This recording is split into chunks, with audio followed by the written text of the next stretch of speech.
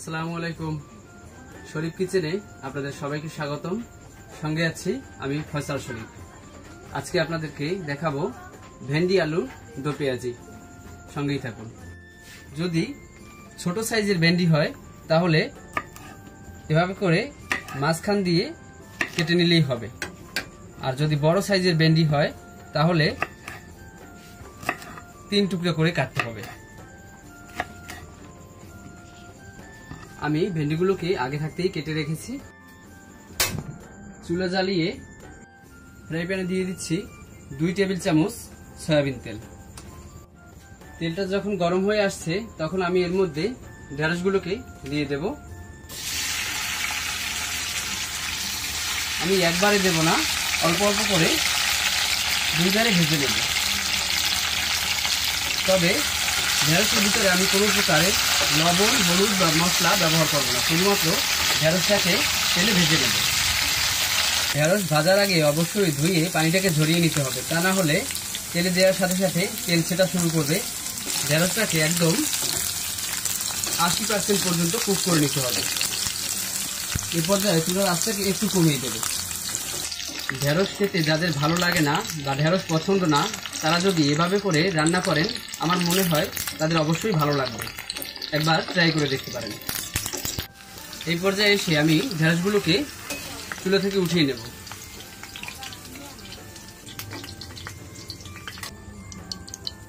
এখন তেলের ভিতরে বাকি ঢেঁড়সগুলোকে দিয়ে দেব। ঢেঁড়স দেওয়ার সময় চুলার আঁচটাকে কমিয়ে নিতে হবে, তা না হলে তেল ছিটে গায়ে আসতে পারে। ঢেঁড়স দেওয়ার পর কিছুক্ষণ পরে আমি চুলার আঁচটাকে ফ্রাই করে দেব। প্রথম ঢেঁড়সগুলোর মতো এগুলোকেও একদম 80% পর্যন্ত কুক করে আমি নামিয়ে নেব। ঢেঁড়স রান্না করলে অনেকটা লোড ভাব হয়, এই জন্য অনেকের কাছে পছন্দ না বা খেতে পছন্দ করে না। এভাবে যদি ঢেঁড়স ভেজে নিয়ে রান্না করেন তাহলে লোডের পরিমাণটা কম হবে এবং খেতেও ভালো লাগবে। এবারে দ্বিতীয় ধাপেরও ঢেঁড়সগুলো আমি চুলা থেকে উঠিয়ে নিচ্ছি, আর গ্যাসটাকে একদম লো করে দিয়েছি।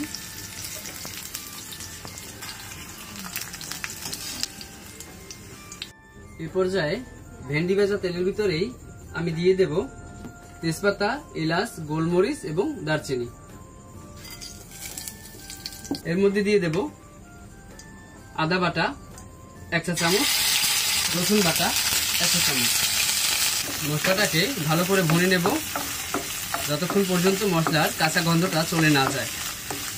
দিয়ে দিচ্ছি 1/2 চা চামচ হলুদ গুঁড়া, 1/2 চা চামচ মরিচ গুঁড়া। সামান্য পানি দিয়ে দিচ্ছি যাতে মশলাটা পুড়ে না যায়। মশলা থেকে কাঁচা গন্ধ না যাওয়া পর্যন্ত আমি মশলাটাকে ভালো করে ভুনে নেব। ফ্রাই প্যানে দিয়ে দিচ্ছি কেটে রাখা আলু। আমি আলুগুলোকে এই সাইজে কেটে আগেই ধুয়ে রেখেছিলাম, এখন এগুলোকে ফ্রাই প্যানে দিয়ে দিচ্ছি।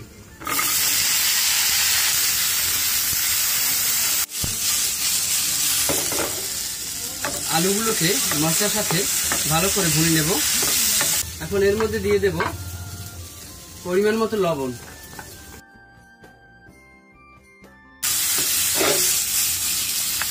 আমার আলুগুলো মোটামুটি ভাজা শেষ।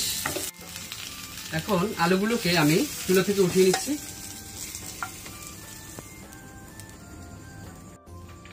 এখন ফ্রাই প্যানে আরো একটু সয়াবিন তেল দিয়ে দিচ্ছি 1 টেবিল চামচ পরিমাণ। তেলের মধ্যে আমি দিয়ে দেব কিউব করে কেটে রাখা পেঁয়াজ। আমি এখানে বড় সাইজের 3টি পেঁয়াজ নিয়েছিলাম, এখন সেগুলোকে তেলের মধ্যে দিয়ে দিচ্ছি।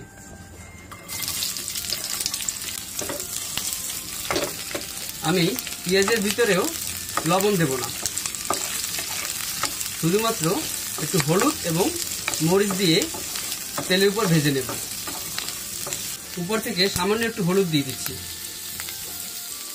সামান্য পরিমাণে মরিচ, তবে লবণ দেব না।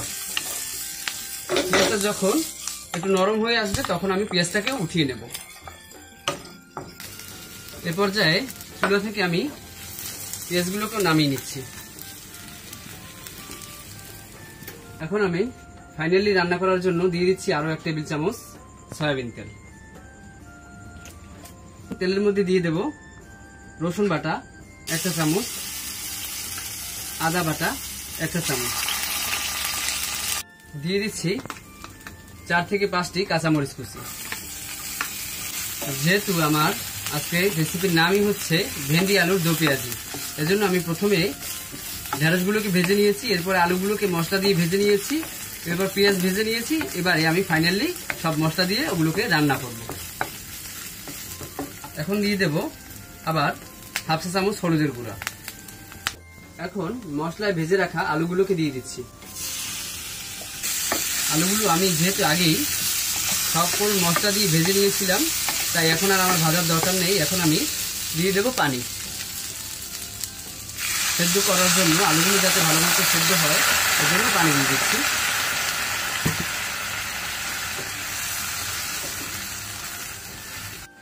দিয়ে দিচ্ছি লবণ পরিমাণ মতো। এখন নেড়েচে ঢাকা দিয়ে ঢেকে রেখে দেব 10 মিনিট। 10 মিনিট পরে ঢাকনাটাকে উঠিয়ে নিচ্ছি। ফ্রাই প্যানের মধ্যে দিয়ে দিচ্ছি 1 টেবিল চামচ টমেটো সস। আমার আলু সেদ্ধ হয়ে গেছে। এখন আমি এর মধ্যে দিয়ে দেব ভেজে রাখা পেঁয়াজগুলোকে।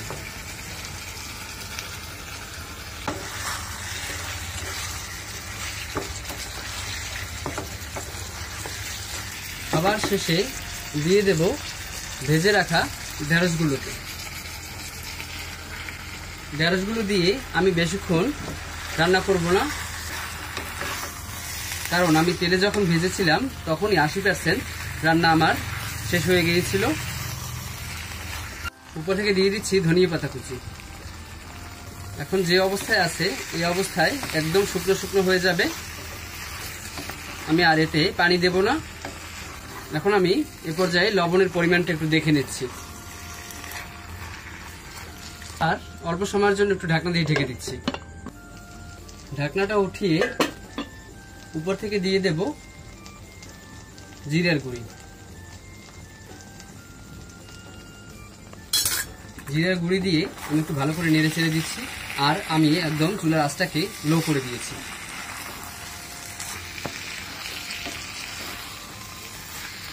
আমি চুলা থেকে নামিয়ে নেব, তবে নামিয়ে নেওয়ার আগে দিয়ে দেব একটু লেবুর রস।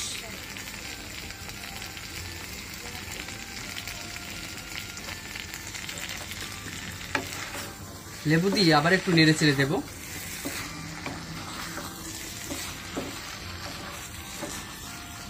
আমার রান্না শেষ। এখন আমি চুলা থেকে নামিয়ে নেব।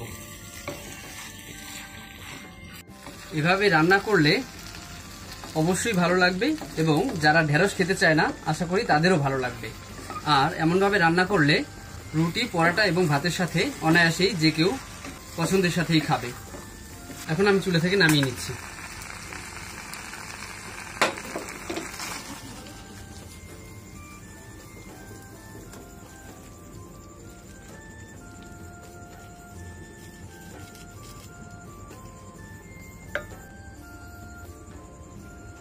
প্রস্তুত আমার ভেন্ডি আলুর দো পেঁয়াজি।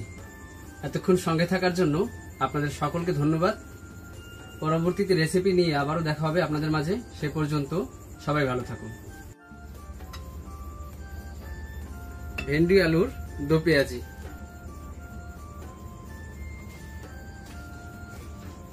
অসাধারণ।